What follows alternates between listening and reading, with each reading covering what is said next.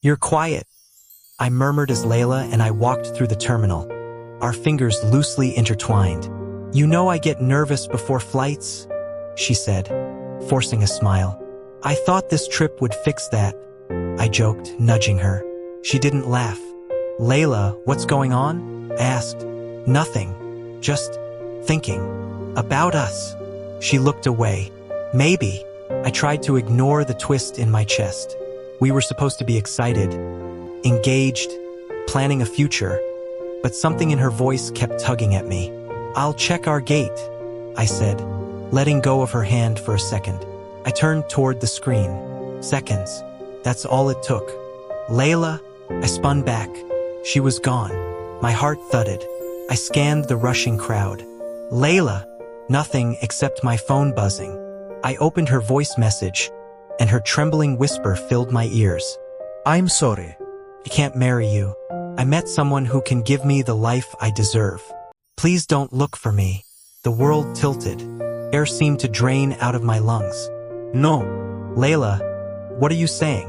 I whispered to no one. People kept moving around me, laughing, arguing, living their ordinary lives, while mine shattered in a 4-line message. A man bumped my shoulder. Hey, watch it. Yeah. Sorry, I muttered, though I barely heard myself. I replayed her words. Someone better. The life she deserves. Each phrase sliced deeper. I pressed a hand to my face. You could have just talked to me, I breathed. You didn't have to disappear, but she already had. The ring box in my pocket suddenly felt like lead. I walked toward the exit, legs heavy, breath uneven. Outside, the cold air hit me, sharp and merciless. So that's it, I whispered. That's how it ends. I stared at the traffic lights blurring in front of me. I gave you everything, I said softly, and you left me at the gate like I was nothing. I closed my eyes, clutching the ring box. This changes everything. You look like hell. Zion's voice cut through the darkness of my room as he yanked open the curtains. I flinched. Close them, please. No. You've been in this cave for a week. Get up. I buried my face in my hands. I can't, Zion. I can't even breathe properly without hearing her voice. Then stop playing the damn message. I try. My hand just goes to it. He sighed, sitting beside me. You didn't deserve this, bro. She blindsided you. That's on her. Or maybe I wasn't enough, I whispered. Maybe she was right. Maybe someone better exists. Stop. His tone sharpened. She didn't leave you for better. She left you because she's weak. I stared at the ceiling, the same spot I'd memorized over days of sleepless nights. I haven't eaten since yesterday. Yesterday? Try 3 days. Come on. Get dressed. We're getting food. He practically dragged me outside. The sunlight stabbed at my eyes. You're turning into a ghost, he muttered. Maybe that's easier than feeling this. Feeling is part of being alive, man. You can't shut down forever. At the cafe, I poked at my plate. Zion watched me closely. Delete her. Everywhere. Instagram, WhatsApp, everything.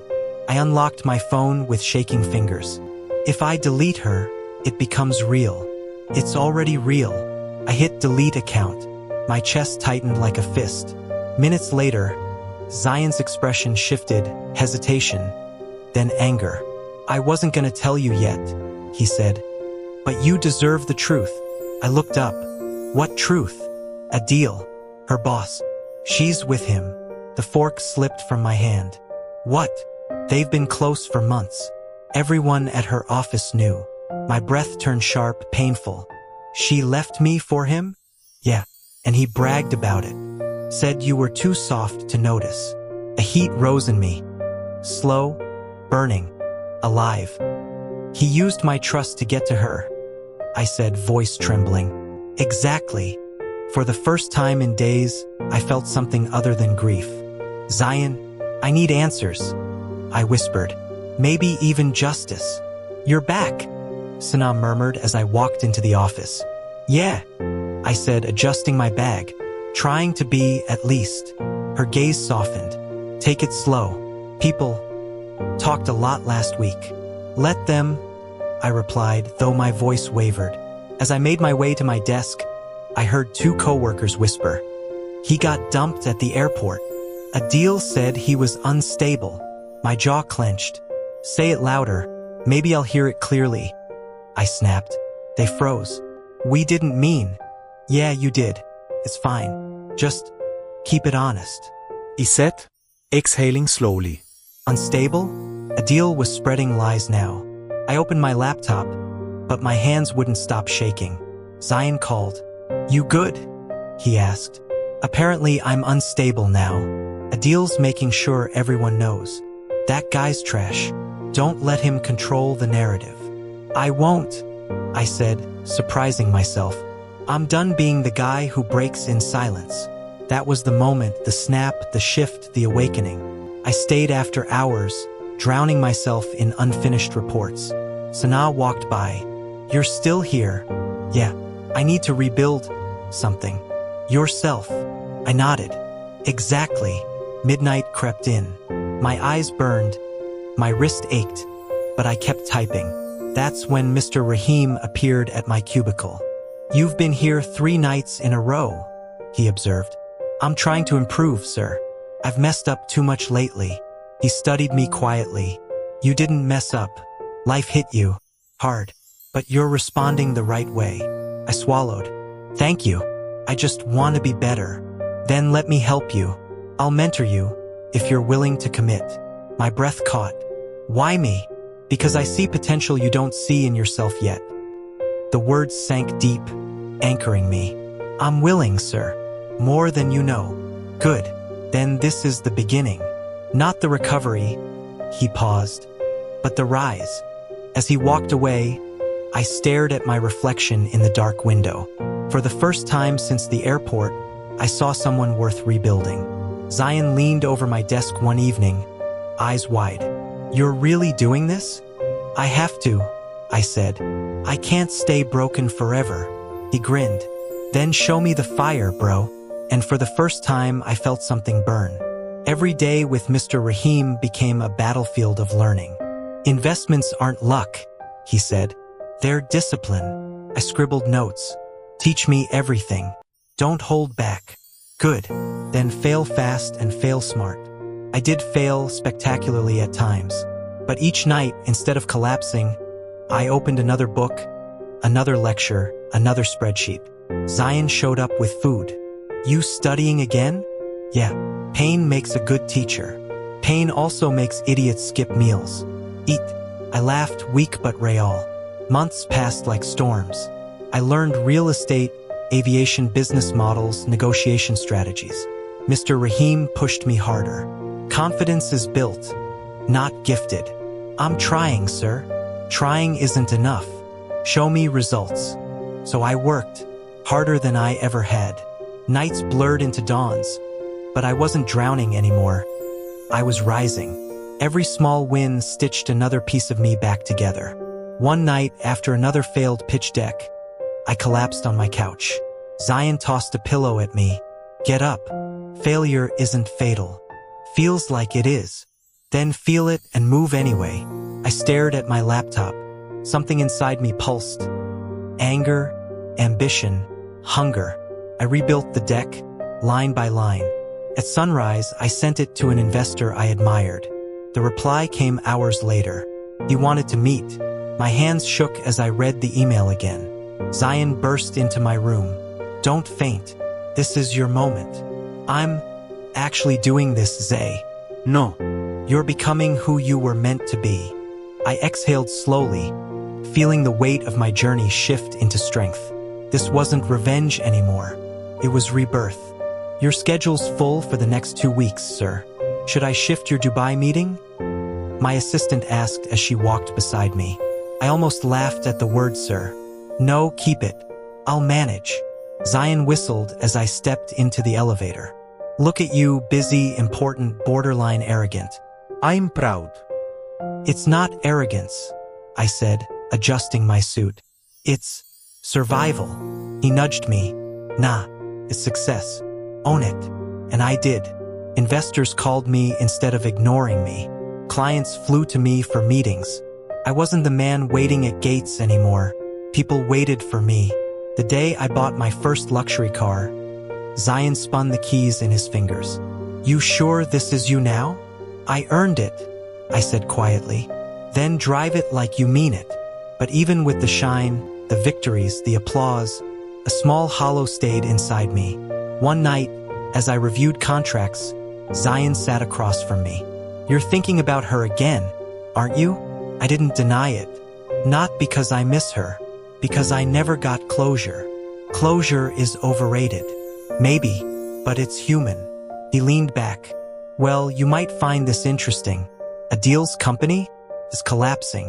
Internal fraud, bad deals, everything's leaking out." I blinked. "Seriously?" "Yep. Karma's working overtime." I didn't smile, but something inside me loosened, like a knot finally unclenching. "And Layla?" I asked, voice steady. "From what I heard, not living the dream she thought she'd get." I closed my laptop slowly. "I'm not getting involved, Zay." "Good. You shouldn't. You're past that. I just thought it'd feel different." "How do you feel?" I exhaled. "Like the universe is correcting itself. And for once, I don't need to push it." He smiled. "That's growth, bro. That's real power." Later, as I drove through the city lights, I whispered to myself, "Success tastes different when you've been broken. Sharper. Truer. Earned." For the first time, I wasn't chasing karma. Karma was quietly catching up, all on its own. My phone buzzed past midnight. I glanced at the screen and froze. Layla, after a full year of silence. Her message was short. "Can we talk?" My hands trembled.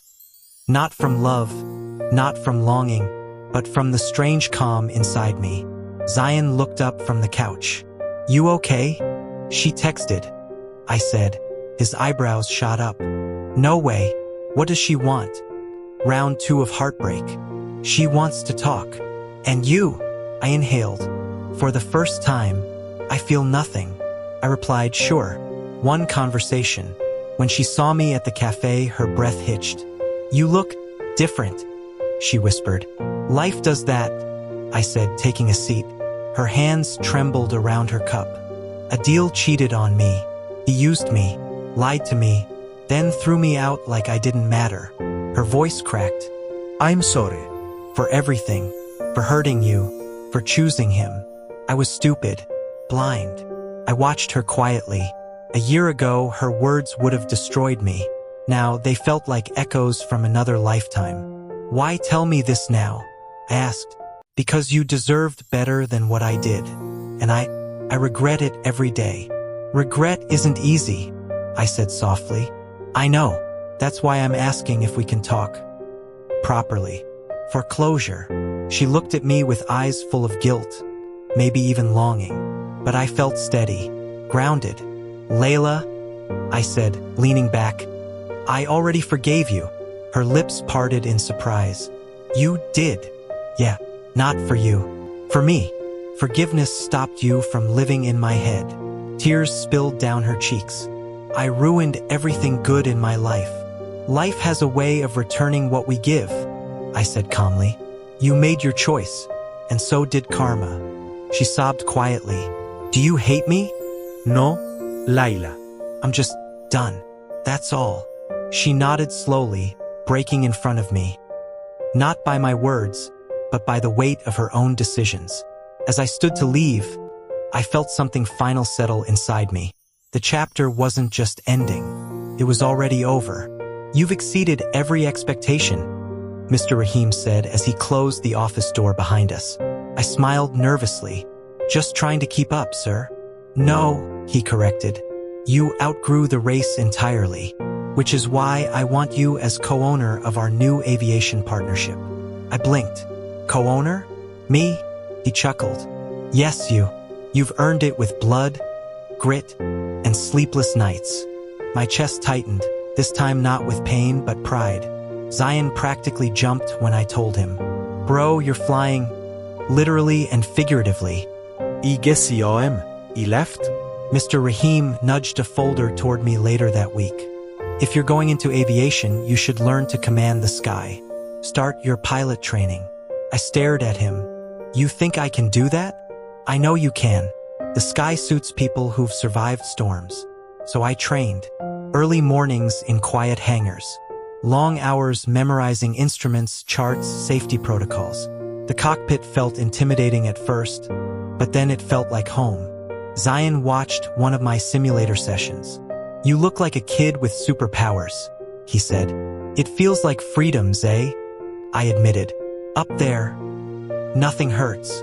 Months passed. My company expanded. Deals multiplied. And for the first time, my life wasn't defined by heartbreak or survival.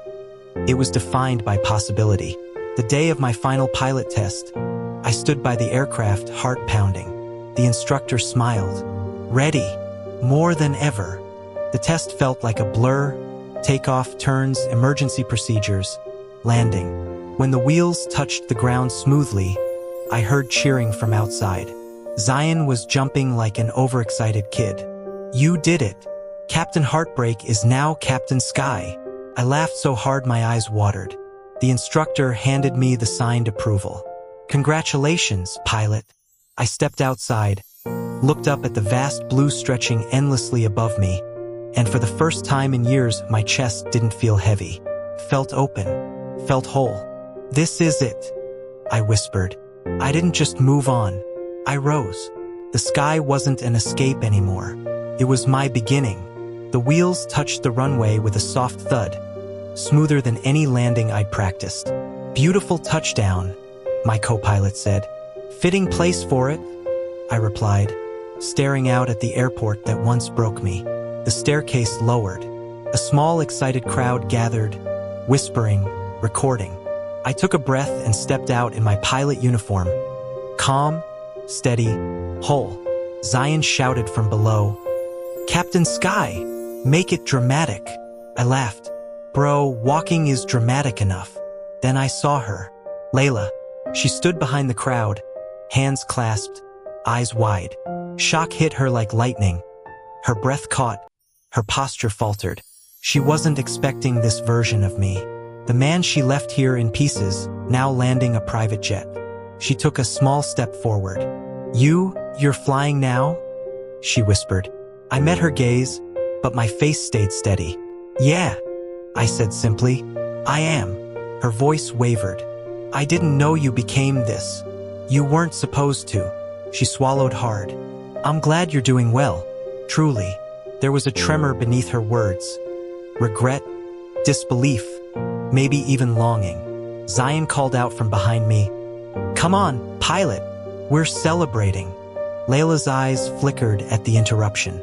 You're really not going to say anything else? I don't need to, I replied. Her lips parted as if she expected anger, closure, anything. But I felt nothing except clarity. Take care of yourself, Layla, I said softly. She blinked rapidly. That's it. That's enough. I walked past her. No bitterness, no second glance. Just quiet finality. Behind me, I heard her breath hitch, the realization settling in.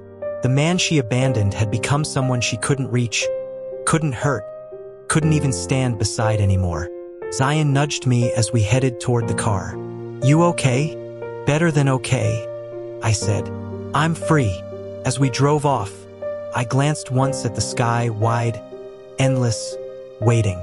A small smile tugged at my lips. Karma hadn't asked for my hands. Life had handled everything for me.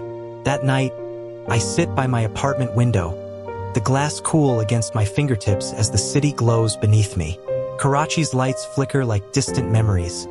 Some warm, some painful, all of them mine. For the first time in a long time, I'm not running from them. I'm not chasing them either. I'm simply here, present, whole. I let my thoughts wander to everything I endured. Love that felt like home until it wasn't. Betrayal sharp enough to carve through bone. Nights heavy with tears I never admitted. Days spent trying to prove my worth to people who didn't deserve the chance to measure it. I'm no longer that man. The one who begged for affection. The one who broke quietly. The one who believed that being chosen was the same as being valued. Growth changes the shape of your heart. I hear a soft knock, and Zion slips in with his easy grin and 2 glasses. He raises his in a toast. To your new life, he says, and for once I don't downplay it. I clink my glass against his, feeling the truth in his words. A little later, Mr. Rahim calls. His voice is steady, proud. You've become the man I always knew you could be. I swallow the warmth in my chest because this time, it isn't painful. It's healing. When the night quiets again, I lean back and close my eyes. Peace, real peace, wraps itself around me like a long-awaited embrace. No new romance fills the final page of my story. No dramatic reunión. No chasing shadows of what once was. Instead, it ends with something rarer, something earned. Self-respect. I whisper to myself, steady and certain, I didn't just survive. I won. I sit at my desk, maps and schedules spread around me like a constellation of possibilities. Zion leans over my shoulder, squinting at the numbers. Planning your world domination again? I grin. Something like that. Expansion, travel, mentoring. Helping others rise the way I did. That's ambitious. Ambition is nothing without direction. And I finally know mine. I glance out the window. The city stretches endlessly, buzzing with life. Somewhere down there, the old airport waits, the place I once fell apart. My eyes linger on it for a moment. The boy who was abandoned there no longer exists. The man staring back at me from the reflection in the glass is stronger, sharper, alive. Zion notices my pause. Thinking about the past? Not really, just seeing how far I've come. He smirks. You've built a new sky for yourself, Captain. I laugh softly, and this time it belongs only to me. I tap my flight plan, checking coordinates, confirming routes. Each entry feels deliberate, every choice calculated, fearless. Real power is quiet, steady, born from pain. I understand that now. My phone buzzes. Mr. Rahim, proud of you, son. Keep soaring. I smile, feeling the weight of approval and the freedom it brings. I rise, moving toward my jacket and the keys to my private jet. Ready for the next chapter? Zion asks. Always, I reply, sliding into my seat. As the engines roar to life, I steal one last glance at the airport fading behind me. The past is just a memory now. No anger. No regret. Just gratitude for lessons learned and strength earned. And with the horizon stretching wide, limitless, I whisper to myself, this story isn't about anyone else. It's mine, my strength, my rise, my sky. I lift off. The boy I was stays behind. The man I've become is finally free.